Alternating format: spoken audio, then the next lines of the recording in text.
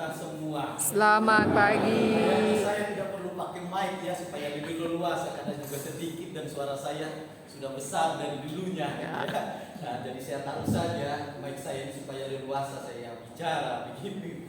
Dan terima kasih Bu Rizka, saya hormati pengawas pendidikan agama Katolik Kota Jakarta Timur, Pak Vincent, dan pengawas Katolik Kota Jakarta Timur. Sebetulnya dua-duanya pengawas kita ini tingkat dasar, tapi karena kebutuhan kita terbatas sehingga juga harus mendampingi Bapak Ibu di tingkat menengah.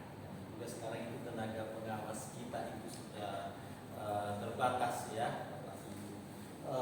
Memang pagi hari ini cuacanya agak mendung nih, tetapi semangatnya harapan saya tidak mendung, ya kan? Nah, jadi semangat kita tetap berapi-api luar biasa. Apalagi yang kita dalami hari ini, menurut saya informasi yang luar biasa yang masih baru untuk kita soal kurikulum merdeka. Ya, nah,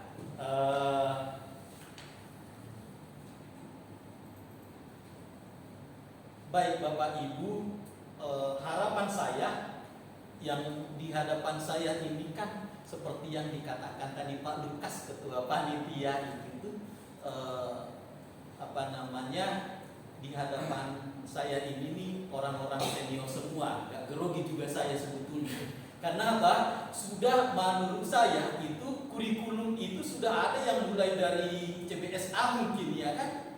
CBSA apalagi Bapak Ibu kurikulumnya?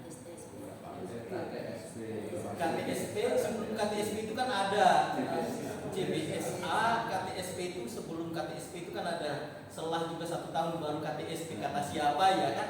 Lalu kurikulum 2013 kurikulum merdeka ya kan, sudah berapa banyak itu Bapak Ibu. Dan menurut saya, kalau saya sih baru mulai dengar itu saya masih sekolah CBSA, catat buku sampai habis ya kan. Nah, setelah itu saya masuk mulai mengajar itu KTSP, kata siapa katanya kan. Nah, lalu sekarang itu kurikulum 2013, sekarang kita sudah masuk merdeka. Semua sudah kurikulum merdeka Bapak Ibu? Sudah ya. Harapan saya kita juga karena kurikulum merdeka, guru-gurunya juga harus menunjukkan wajah-wajah kemerdekaan, iya kan? Nah, kalau tidak ya percuma kurikulum merdeka. Gitu. Nah, sebelum ini karena juga senior-senior itu, harapan saya kita ini jangan seperti iklan teh botol sosro. Tahu kan iklannya teh botol sosro? Apa itu Bapak Ibu? Apapun makanannya. Tidak, apapun makanannya, minumnya teh botol sosro. Apapun kurikulumnya, cara mengajarnya ya tetap seperti itu. Jangan sampai. Itu harapan saya. Jadi menurut saya acara kita hari ini begitu penting karena kita mau belajar sebetulnya kurikulum merdeka. Tadi di awal saya katakan, saya tanyakan semua sudah kurikulum merdeka. Ya. Di mana sih kemerdekaannya? Kan itu menjadi pertanyaannya. Siapa yang merdeka? Anak-anak, gurunya, sekolahnya, atau Kementerian Agama, Bapak Ibu? Semuanya. Semuanya ya kan? Gurunya juga merdeka, siswanya juga merdeka. Letak kemerdekaan gurunya di mana Bapak Ibu? Paling tidak juga kita mulai nih, sebelum nanti ditambah para senior saya. Karena sebetulnya dua orang ini saya juga grogi karena senior saya ini dua-duanya dari STF, dua-duanya ya kan. Satu dari sarjana alam gaib dari Siantar, satu itu senior saya di Widya Sasana, gitu ya, SS. Kami sama-sama SS, sarjana susah atau sarjana sukses? Iya, sarjana supaya ceria hari ini ya sarjana sukses lah ya kan. Nah, jadi para senior saya ini akan mendampingi kita sehingga saya nanti juga harapan saya sih tidak terlalu banyak memberi sambutan karena sudah ada para senior ya kan. Nggak mungkin melangkahi para senior kan, tidak enak. sehingga biarlah para senior yang berproses nanti mendampingi Bapak Ibu. Jadi tadi setelah saya baca undangan dari Pak Vincent si aman, saya pikir tidak perlu membaca banyak karena para senior yang akan mendampingi, ya kan? Itu yang berikutnya Bapak Ibu. Jadi saya ulang kembali soal kemerdekaan. Kemerdekaannya Bapak Ibu itu juga sekarang itu kan materi itu kan sebetulnya materi living dokumen hidup yang tidak harus diajarkan semuanya. Tuntutan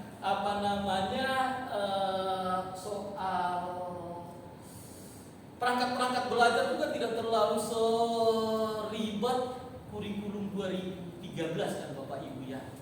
Atau lebih ribet atau lebih simpel? Lebih ribet. Ya, lebih ribet mungkin di awal karena kita tidak terlalu terbiasa dengan itu. Karena sebetulnya itu kita diberi kemerdekaan untuk memilih materi yang mana yang perlu kita ajarkan, ya kan? Yang berikutnya, lalu yang berikutnya kemerdekaannya juga untuk siswa itu sekarang itu kan sebetulnya kan pembelajaran itu kan salah satu yang menjadi khas merdeka itu apa sih Bapak Ibu? Pendidikan diferensiasi, berbeda satu sama lain. Mungkin yang ribetnya itu karena kita belum terbiasa membuat asesmen awal, ya kan? Jadi memahami siswa itu. Karena apa sebetulnya? Kenapa kurikulum merdeka itu? Karena begini, kalau kita gambarkan selama ini kan pendidikan kita itu sama seperti ini nih. Kalau binatang itu dunia hewan itu, ikan itu khasnya apa? Berenang, ya kan? Kalau katak itu khasnya loncat, iya kan? Lalu monyet itu khasnya manjat dan goyang-goyang begitu. Kalau itu disatukan semua sama-sama harus bisa berenang, iya kan? Sama-sama harus bisa loncat dan harus bisa manjat dan goyang-goyang begitu. Apa yang akan terjadi Bapak Ibu? Siksaan. Monyet tidak akan jadi monyet sesungguhnya, iya kan? Ikan tidak akan jadi ikan yang sesungguhnya. Jadi harapan saya, jadikan siswa itu menjadi siswa yang sesungguhnya menjadi dirinya sendiri. Jangan bawakan Bapak Ibu seperti waktu kita masih zaman dulu. Karena orang tua biasanya kami dulu, ya kan? Saya juga lihat itu anak saya juga cara mendidik saya itu saya mau paksakan seperti cara saya zaman dulu itu nggak masuk Bapak Ibu. Apalagi sekarang itu kalau cara mengajar kita itu masih cara mengajar konvensional. Sekarang itu siswa itu mencari jawaban itu dari masalah. Walaupun buku banyak itu dibaca bukunya. Tidak. Pakai ChatGPT. Dia searching ngapain saya baca itu katanya ya kan. Jadi kalau Bapak Ibu buat soal hanya mencari arti dan seterusnya itu Gampang. menarik lagi nggak untuk anak-anak? Enggak, dia bilang buat apa itu? Dan kecanggihan teknologi sekarang kan kalah kita ini. Anak saya itu buat macam-macam video dan seterusnya itu tuh sudah lebih canggih dari saya buat Canva dan seterusnya. Seringkali juga dia katakan itu Bapak ini bodoh katanya ya kan. Padahal saya bilang Bapak dulu pintar waktu sekolah ya kan. Tapi sekarang katanya dia anggap bodoh karena juga teknologinya sekarang. Jadi kalau kita juga masih cara mengajar kita biasa-biasa saja itu menurut saya itu tidak akan menarik untuk siswa. Dan memang materi karena saya juga ikut mulai kurikulum 2013 sih sudah ikut jelek-jelek begini juga sudah mulai ikut mendalami soal kurikulum 2013 kurikulum merdeka, ikut sedikit belajar di dalamnya, jadi tahu sedikit soal bagaimana. Nah memang secara materi itu kalau mau lihat Bu, Bapak Ibu, CBSA, KTSP, kurikulum 2013, Merdeka itu materi kita itu materi agama berubah atau tidak? Sama. Sama. Kenapa sama?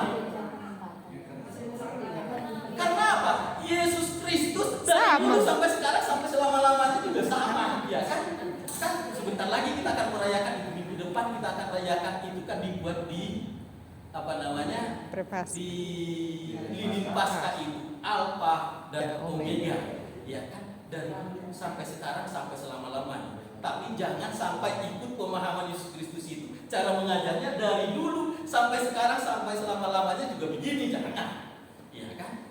Materinya boleh sama, cara mengajarnya yang perlu berbeda. Cara mengajarnya yang berbeda biar tugas mereka berdua nanti yang menjelaskan itu, ya kan? Nah, saya nanti daripada panjang lebar malah yang disiapkan jadi buyar, ya kan, repot juga, rusak itu barang. Jadi begitu Bapak Ibu. Jadi yang penting begini. Saya kembali ke soal tadi, soal pembelajaran diferensiasi itu. Jadi kita perlakukan anak itu berbeda satu sama lain. Jadi tidak harus sama materinya. Nah, apalagi cara mengajar juga, cara menilai sekarang itu juga. Kalau semua harus menulis itu juga tidak. Karena apa? Sekarang itu lebih canggih anak-anak itu sebenarnya dibuat variasi sebetulnya. Cara menilainya, cara mengerjakan tugasnya bisa dilakukan dengan, kalau orang yang biasa menggambar bisa buat dengan menggambar, yang suka cerita bisa buat cerita, yang buat paparan bisa buat paparan, yang buat video boleh buat di video. Saya sampai hari ini sebetulnya rindu untuk pelajaran agama itu. Kalau mau lihat sekarang di video-video Bapak Ibu setelah kurikulum merdeka ini, saya rindu betul dari pelajaran agama itu, pelajaran agama yang kreatif di video-video. Sekarang itu tuh coba lihat pelajaran IPA, matematika yang menarik itu kalau dibuka sekarang di video di YouTube itu banyak banget. Tapi coba dulu searching materi pelajaran agama yang kreatif. Ada atau tidak Bapak Ibu? Harapan saya ada tumbuh 1-2 lewat pembelajaran kita hari ini, pertemuan kita hari ini. Ada yang memasukkan di YouTube itu cara mengajar yang menarik itu, matematika yang menarik, kan ada banyak sekarang ini. Menghafal provinsi-provinsi itu, saya lihat itu dari kampung loh itu Bapak Ibu. Lihat itu sekarang itu ada cara mengajar dari kampung itu, mereka buat ubah syair lagu-lagu itu untuk menghafal seluruh provinsi di Indonesia sehingga gampang dicari. Kan zaman dulu kita kan juga dibuat kode-kode kan, ketika saya kimia apa semua itu juga dibuat hafalan, tidak menghafal langsung itu tetapi dengan model kreatif sekarang itu mempermudah. Harapan saya karena juga begini, lewat Kementerian Agama sekarang itu selama ini memang kita dipesankan itu kan, kalau tangan kanan memberi atau tangan kiri ya, jangan boleh diketahui tangan Kanan. kiri. Ya kan? Itu masih kuat di kita itu tuh guru-guru terutama orang-orang Katolik, jangan diketahui. Jadi kebaikan itu tidak perlu diumbar ke semua orang. Iya kan? Kalau sekarang itu dengan kecanggihan teknologi ini, kalau kita tidak umbar, tidak beritahu kebaikan itu, apa yang akan terjadi, Bapak Ibu? Tersembunyi. Tersembunyi yang akan muncul apa? Hoax, berita yang tidak benar dan seterusnya itu kan sekarang ketika kita buka WA dan seterusnya itu berita-berita itu. Kalau kita wartakan apa yang kita buat itu, kebaikan itu akan menyebar. Ya kan? Nah, jadi harapan saya juga tampilkan Bapak Ibu itu, harapan Kementerian Agama juga, Menteri Agama itu selalu menekankan itu, guru-guru itu semua orang yang bekerja di Kementerian Agama, kan kita itu termasuk bagian dari Kementerian Agama itu. Sekarang itu harapannya itu apa yang dilakukan itu diwartakan di media sosial.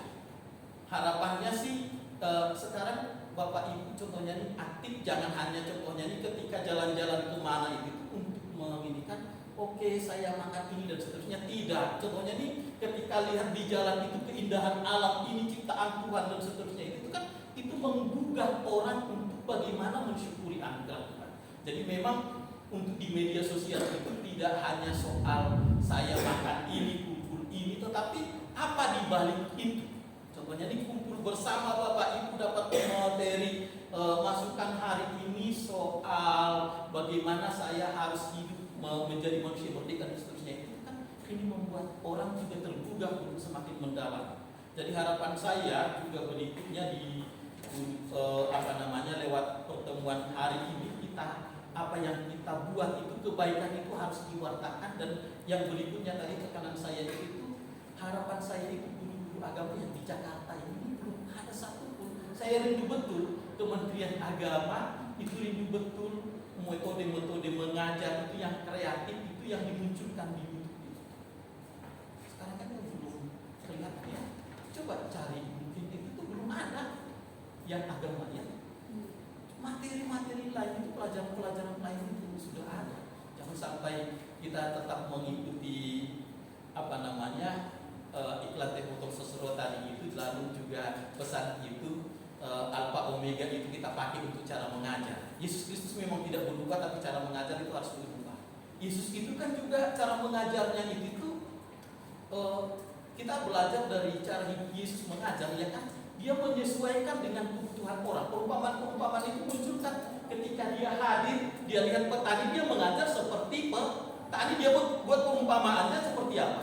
Biji sesawi. Biji sesawi, pohon anggur dan seterusnya. Ketika bertemu dengan orang gembala, yang di padang gurun, aku gembala yang baik dan seterusnya. Dan kita, harapan saya sih, cara Yesusnya tetap, tetapi cara mengajarnya sesuaikan dengan kebutuhan anak. Sesuaikan dengan kebutuhan zaman sekarang. Saya kemarin itu pas pembukaan itu kan anak saya ikut karena mimpin doa di sampai hari ini kami masih rakor gitu Bapak Ibu. Jadi setelah ini saya akan balik ke sana mau penutupan ini. Saya izin tadi sampai jam 10 Bapak Ibu. Jadi kemarin itu kan, sekarang itu kecanggihan teknologi itu kan, percakapannya semua itu. Saya lihat itu, untuk saya itu sudah luar biasa. Anak saya kemarin mengatakan itu bisa, jangan-jangan itu hanya isi-isi, karena sekarang itu di video juga ada di satu kabupaten itu buat acara itu. Mereka buat untuk cara membuka acara itu tidak berbom lagi, hanya pencet begini ya kan. Jadi kelihatan, padahal dibuat dari YouTube itu ditahan dulu, setelah dipegang lalu dipencet ya kan. Nah, jadi kecanggihan itu orang bisa lihat bagaimana. Nah, itu Bapak Ibu yang perlu saya sampaikan supaya tidak panjang lebar materinya. Yang berikutnya seperti yang dikatakan tadi, ini memang anggaran kita ini dari Kementerian Agama. Nah, kita perlu berterima kasih juga ke pembimas kita yang sebelumnya. Sebetulnya ini kegiatan ini juga berkat Direktur Pendidikan yang sekarang itu, karena dia sudah tahu kondisi Jakarta ya. Zaman dulu itu hanya mungkin KKG MGM itu hanya 2-3 untuk Jakarta. Tahun ini itu kita diberi untuk seluruh kota Bapak Ibu. Jadi 5 kota itu di Jakarta ini dapat KKG dan MGM, karena dia pahami sungguh pentingnya juga pembinaan itu untuk orang Jakarta. Jadi bukan karena pertama-tama sebetulnya karena kebaikan saya, juga karena kebaikan Direktur Pendidikan kita sekarang itu yang mengalokasikan bagaimana pentingnya pembinaan karena dia lihat selama ini mungkin secara jumlah di Simpatika itu. Juga pesan saya Bapak Ibu, kalau masih ada guru di Jakarta Timur itu atau teman-teman Bapak Ibu yang baru mengajar itu, segera masuk di Simpatika, karena selama ini kan datanya itu berbasis data Simpatika ya, sehingga dianggap di Jakarta ini, sebelum direktur ke sana itu menganggap guru kita itu tidak terlalu banyak di DKI Jakarta. Karena apa? Tidak terlalu banyak yang mendaftar di Simpatika. Maka harapan saya itu ke depan itu semua guru, dan saya juga kepada para pengawas itu, kalau ada guru-guru yang baru masuk itu langsung diajak untuk bergabung di Simpatika, sehingga data kita itu lebih lengkap sana. Itu. Tadi itu poin yang saya ini kan, saya untuk berbicara soal kurikulum merdeka ini, tekanan saya soal perubahan Bapak Ibu. Saya masih kita masih tahu kan Charles Darwin Bapak Ibu. Yang kita ingat dari dia itu apa Bapak Ibu? Teori evolusi. Teori evolusi. Ya kan? Manusia itu dari kera dan sebagainya. Tapi yang satu yang menarik dari teori evolusinya Darwin itu mengatakan semua yang ada di dunia ini pada akhirnya akan punah. Baik orang yang punya kemampuan intelektual sekalipun, jadi makhluk yang paling tinggi sekalipun, pada saatnya akan punah. Hanya satu yang tidak akan punah itu ketika orang itu mau berubah atau mau berevolusi. Berevolusi itu kan mengalami perubahan di dalam dirinya. Jadi kalau kita itu masih tetap punya stagnan, udahlah sudah tahu dan seterusnya itu tidak akan pada saatnya akan punah, akan tertinggal Bapak Ibu. Jadi orang yang akan bisa tetap eksis di dunia ini adalah orang yang mau berevolusi, yang mau berubah.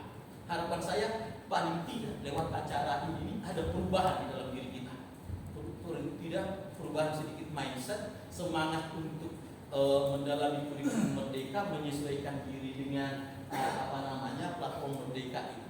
Cara tadi itu saya baca itu pakai cara ininya nanti bagaimana aplikasi Google Sheet dan seterusnya itu, sehingga orang lain itu bisa mengakses dan seterusnya itu bisa kita dalam. Yang berikutnya ini soal info-info mungkin yang baru-baru ini menarik untuk kita dari Kementerian Agama. Ya, satu itu kan mungkin soal KUA untuk semua agama. Ya kan? Ini menarik untuk kita. Sebetulnya Menteri Agama itu tidak mau mencampur adukan soal peribadatan semua agama. Tetapi pelayanan agama itu maunya kita bantu nih di KUA. Jadi untuk Katolik sudah mulai memikirkan itu soal bukan nanti pemberkatannya di KUA dan seterusnya, gitu ya. Tetapi bagaimana pelayanan ini selama ini kan catatan dukcapil itu kan agak susah, iya kan? Kita harus undang orang ke sana, bayar lagi, kalau tidak datang itu kita harus ke dukcapil dan seterusnya. Lalu kita harus bawa saksi dan seterusnya. Harapannya nanti lewat KUA untuk semua agama itu bisa tercatatkan semua data-data selama ini kan yang ada itu hanya pencatatan perkawinan dan perceraian di masjid Islam, ya kan? Harapan kita sih bukan pencatatan perceraian di nanti untuk orang Katolik di KUA, tetapi pencatatan perkawinannya. Dan harapannya itu sebetulnya di kita itu di DKI Jakarta itu sudah mulai digagas juga. Sekarang ini menurut saya dengan ide KUA untuk semua agama ini bisa terwujud keinginan pembimas yang lama juga soal dulu itu juga pencatatan itu langsung kerjasama dengan sekretaris paroki itu. Jadi bisa langsung ketika perkawinan itu karena sudah link dengan dukcapil itu langsung ketika pemberkatan perkawinan selama ini walaupun diundang dukcapil itu yang ada itu hanya apa? Catatan sipilnya, ya kan? Ketika ini nanti sudah akan link, itu akan lebih gampang. KTP itu sudah langsung berubah, KK juga sudah langsung berubah. Ya kan, itu untuk mempermudah kita Bapak Ibu. Jadi harapannya saya kemarin juga terkaget-kaget saya pikir orang Katolik juga masih ada menolak, terutama sebetulnya ini berkat moderasi beragama itu penolakan soal ini kan tidak terlalu kuat walaupun masih ada 1-2 di bawah itu. Karena kemarin itu saya naik Grab gitu, ada yang protes juga karena selama ini kan memang KUA itu cenderung dengan semua agama Islam, ya kan? Dia bilang, ini menteri ini ada saja katanya, ya kan? Kenapa saya bilang nanti itu semua agama ada di KUA, ruginya apa untuk Bapak? Saya bilang selama ini nanti kita akan berhadapan dengan semua agama di sana, lebih bagus pisah-pisah saja kan, ya kan? Harapannya sih ini, tapi untuk sekarang itu kita lagi memikirkan Jakarta ini kita mau uji coba satu, mungkin nanti akan ada di Jakarta Timur KUA mana yang akan uji coba pertama itu untuk jadi KUA pelayanan semua agama itu ada di KUA. Nanti paling tidak mungkin hanya pencatatannya di awal. Yang kedua soal tahun ini kan juga kita mungkin yang sudah mendengar, mungkin sudah semua guru-guru kan, dan juga kemarin itu kita kaji sudah dibuat videonya ya kan, yang kita tunggu-tunggu 70 tahun lebih di Indonesia itu soal perubahan nomenklatur. Ya kan? Kalau kita mau lihat sekarang kalender kita itu Bapak Ibu, sudah berubah kan Bapak Ibu? Ya. Apa itu yang berubah?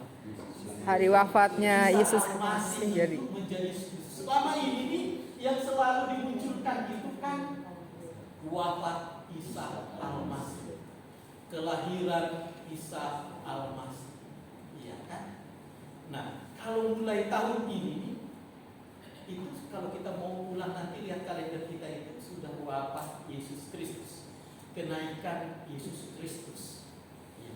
Apa ininya untuk iman kita Bapak Ibu? Untungnya ada beberapa orang Katolik juga mengatakan nggak ada apa-apanya, biasa aja ya kan? Tapi apa Bapak Ibu? Ada pengaruhnya nggak untuk iman kita? Karena apa? Pasti beda konsep Isa Al-Masih dengan Yesus Kristus. Iya kan? Isa Al-Masih itu pemahaman mereka tidak disalibkan dan seterusnya. Nah, ini satu untuk kita itu pengakuan sebagai agama yang ada di Indonesia juga ada. Itu salah satunya. Karena ajaran kita itu diterima. Dan ini menurut saya itu berkat juga perjuangan Kementerian Agama lewat moderasi beragama. Kalau zaman dulu mungkin 5 tahun yang lalu dibuat begitu itu masih bisa demo berjilid-jilid ya. Kalau sekarang ini orang sudah mulai menerima. Saya beberapa hari ini juga merasakan sungguh dampak moderasi beragama itu. Harapan saya juga ini kita juga menjadi manusia-manusia moderat. Ketika ini kami curah korwil itu semua agama kan, korwil tanggung Kementerian Agama itu pelayanannya orang yang tidak berpuasa juga bebas untuk makan dan seterusnya. Kita sekarang itu jadi saling menghargai, disiapkan juga panitia semua agama Islam, tapi disiapkan juga tempat khusus untuk kita, ada waktunya juga untuk makan. Ini salah satu mungkin capaian Kementerian Agama yang sudah luar biasa, dan harapan kita sih dilanjutkan juga, kita mengharapkannya menjadi manusia yang moderat. Yang berikutnya juga yang ingin saya inikan juga, memang tahun ini ada keinginan dari Menteri Agama, keinginan juga dirjen kita itu soal mendatangkan paus ke Indonesia, dan beberapa